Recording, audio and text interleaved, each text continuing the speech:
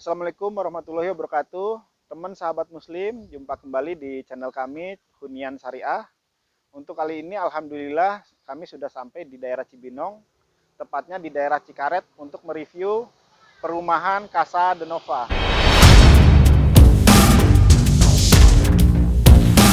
Presiden. Tempat di belakang saya ini adalah review kita di Gangnam yang akan dipakai. Islami ini satu unit sudah jumlah unit yang ada di belakang saya ini salah satu unit yang terlihat ini pintu utama. Kita langsung menuju lokasi kami.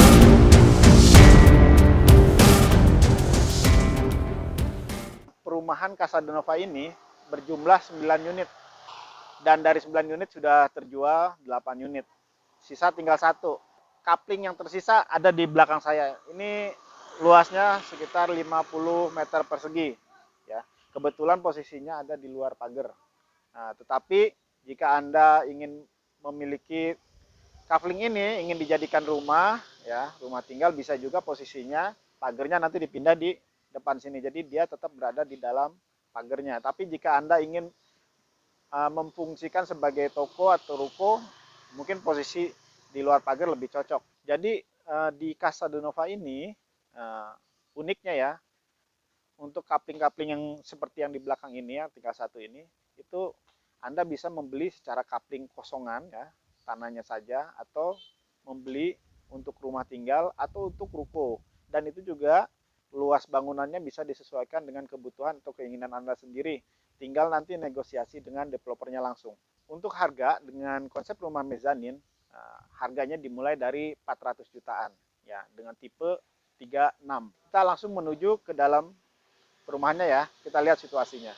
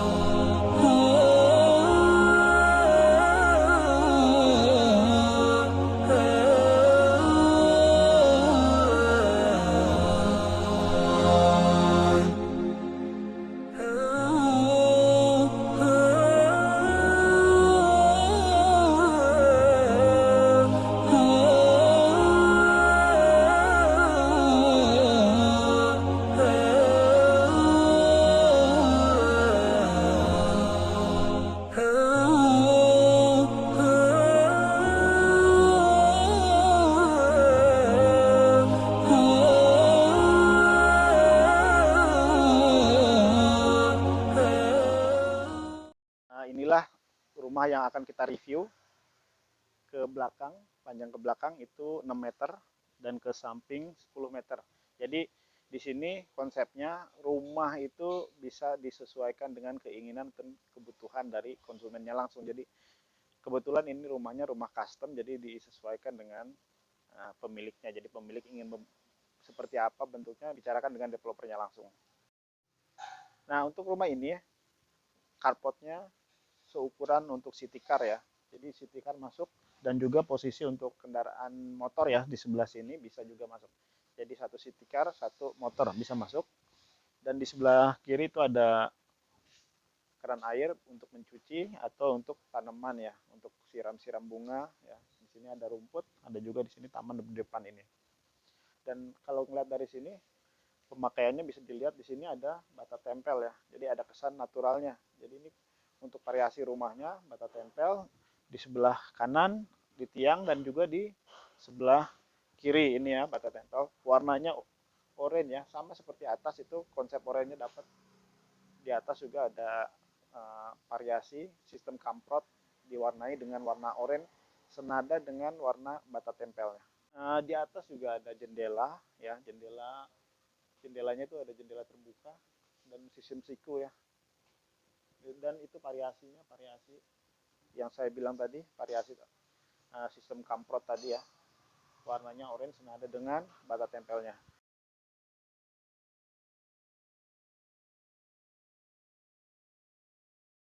Ayo kita langsung masuk dalam. Di sini plafonnya pakai drop ceiling ya, dan di sudut-sudutnya ada lampu ya, ada 4 lampu, dan di tengah ini ada drop light, downlightnya ya, LED ini pakainya ya. Di tengah-tengah satu. Kita berada di ruang tamu, pintu dari arah samping ya, pintu masuknya. Lalu di sebelah depan ini ada jendela mengarah ke jalan, ukuran besar, mendapatkan cahaya dan udara yang segar ya. Nah, untuk lantai digunakan 60 kali 60. Kita langsung ke ruang kamar dulu ya.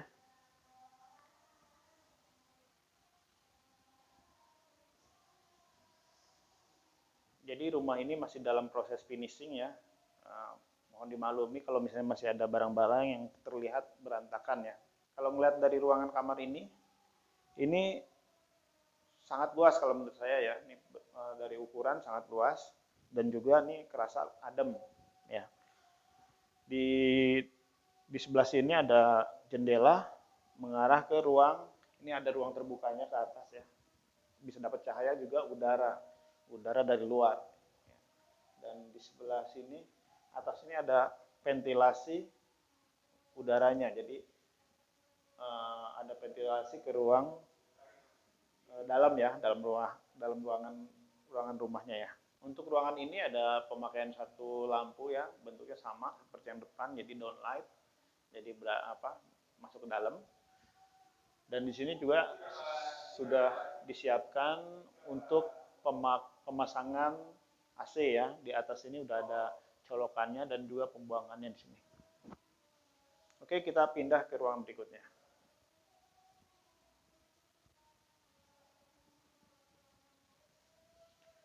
Nah, inilah ruangan yang tadi saya sebut, yang ruangan terbukanya. Jadi di sini ada terbuka sekitar 1 kali 1 meter untuk ke atas ya. Jadi ini tidak tertutup, jadi bisa mendapatkan udara langsung dari luar dan juga cahaya matahari kalau untuk pagi hari ya.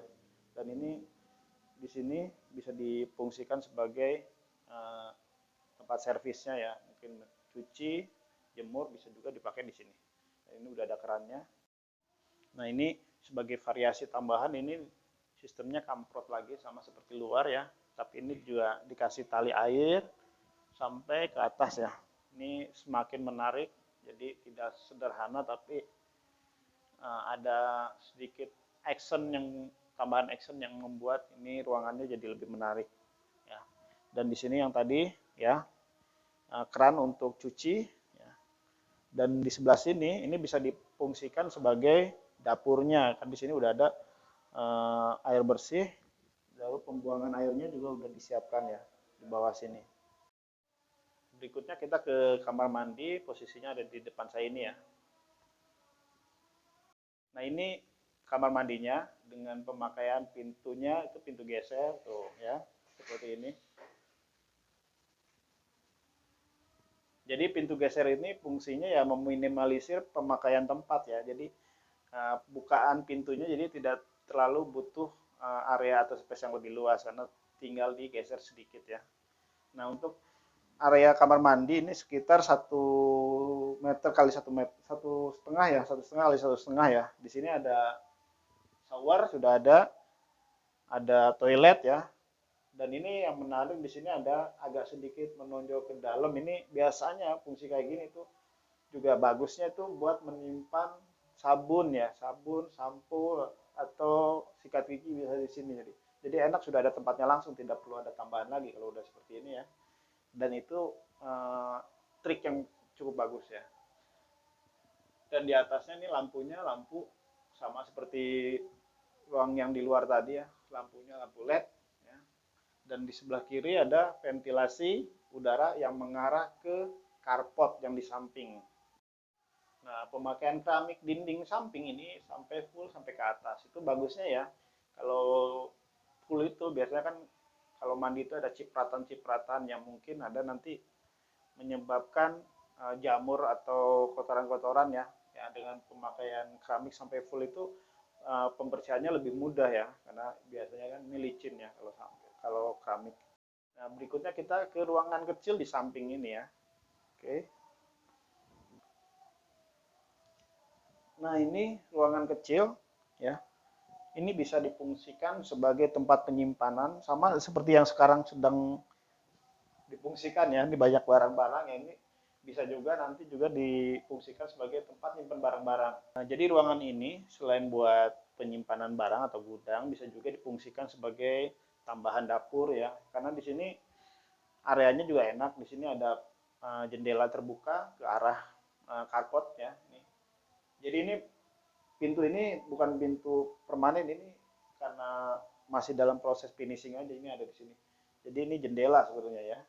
Oke, berikutnya kita coba ke ruang mezanin yang tadi ada di atas ya, di tangga ya.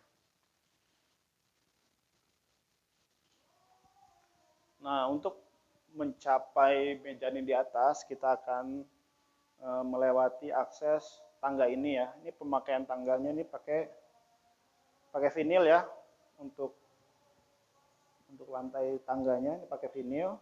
Ini warnanya juga biasanya kalau warna kayu ya. Ini warna kayunya agak lebih muda nih, juga termasuk unik ya. Ternyata bagus juga ya warna seperti ini pakai. Dan kalau untuk bentuk tangganya ini efisien sekali ya, dari sisi jarak tinggi ataupun lebarnya. Jadi posisinya ini sangat cukup untuk panjang kaki, dan tingginya juga ini sangat nyaman ya. Nah, di bawah tangga ya, ini bisa difungsikan sebagai tempat menyimpan barang juga ya. Jadi ada beberapa fungsi, biasanya ruang bawah tangga itu ada yang difungsikan sebagai toilet atau kamar mandi, ada juga sebagai lemari ya, atau tempat menyimpan barang. Nah, kalau di sini difungsikan sebagai tempat menyimpan barang nih, banyak nih, luas. Bisa sampai ditambahin dengan sisi yang sebelah sini ya. Oke, langsung ke atas ya.